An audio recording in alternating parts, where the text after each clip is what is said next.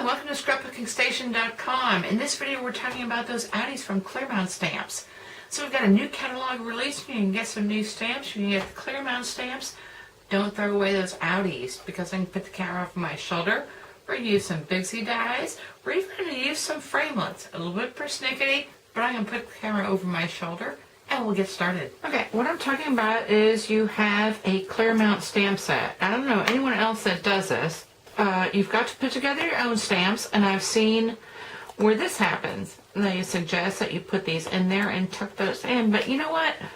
That is actually more trouble than it's worth. I'd rather have them running loosey-goosey and use some of these solids. So I tried it, I didn't like it.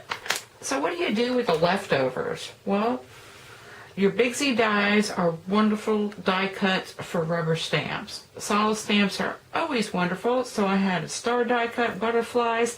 These actually came in a set, so they are as is. So I've got a ring, a large circle, a small circle. Here's for my tulips dies. And all you need to do, in this case I'm using my lattice. I've got a big chunk of rubber, and I always want to put the rubber against the cutting surface.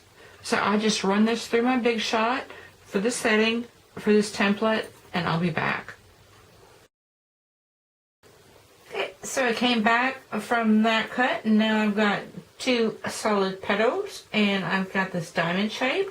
And then also I took my Daisy Bigsy die and made some circles. I do have smaller circles, but you're going to see in a second that framelits are a little bit more persnickety. I also tried to save this outie, but when you cut, it's just really not the same. So we're going to go right into the framelits. Okay, so what I'm going to say here is yes, you can use a framelit. And the way you do this is you use the same setting you would through your Big Shot and place your framelit cutting side into the rubber. And what you're going to get is, well, pretty much a hot mess. But if you're like me and you shop clearance, and that's why on my homepage I always have a fast link right into the clearance section of Stampin' Up. Sometimes you buy these framelits and the stamps are no longer available. So, like I said, make your own solid stamps. Now when it comes to this, you're going to have to take your paper snips and you want to really carefully cut around the imprint. Sometimes it's cut, sometimes a little goobered, backside's a mess, so you want to try and hold that together. And yes, you want to use the same sheet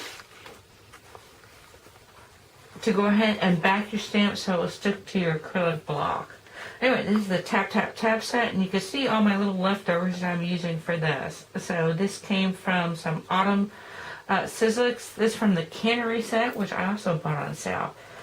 So anyway, fun technique, what great way to use your leftover pieces of your rubber, and I'm going to leave you with a couple of projects.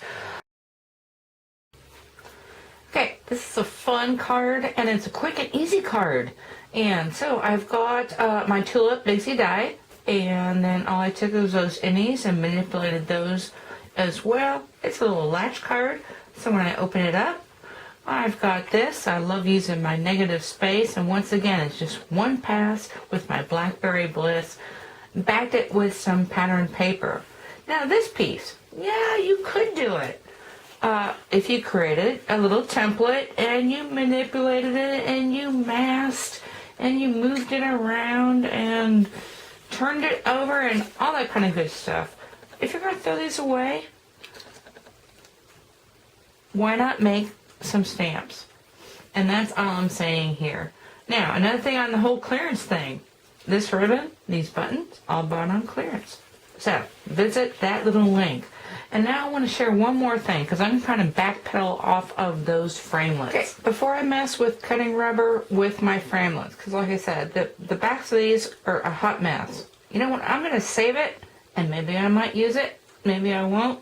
But before you do that, use some of these pieces for some of your Big Shot dies, just elements. And so the reason this is perfect pennants, it's a big Bigsy die, and the reason I bought it actually was for this scallop circle to match kind of this pattern on my punch. Really, that's the only reason. But I'm going ahead create a nice little garland border, another little garland border here. And the only thing I'm watching as I put this through the Big Z die, because this is actually really friendly, you don't have to manipulate it too much. And actually I've got one triangle here, and I'm going to make a smaller triangle. Why not? Because I've got it. So I'm going to leave you with those pieces. The last thing I wanted to show you is if you have a box like this, and this is actually left over from a 2-piece stamp set, you can put a 5x7 cardstock in here and stamp it. I'm fixing to do that as well. And then you always have some leftover rubbers and pieces. Get yourself another box and put it in there. That could be cardboard as well. Anyway, I'm going to leave you photos of my finished project. And I hope you took something away with you can use in your own paper crafts. Thank you for watching.